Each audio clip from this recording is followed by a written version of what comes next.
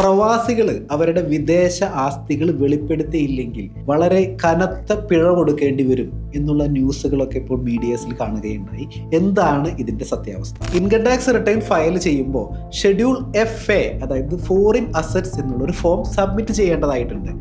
എന്നാൽ ഇത് റെസിഡന്റ് ആയിട്ടുള്ള ആളുകൾക്ക് മാത്രമാണ് അപ്ലിക്കബിൾ ആയിട്ടുള്ളത്.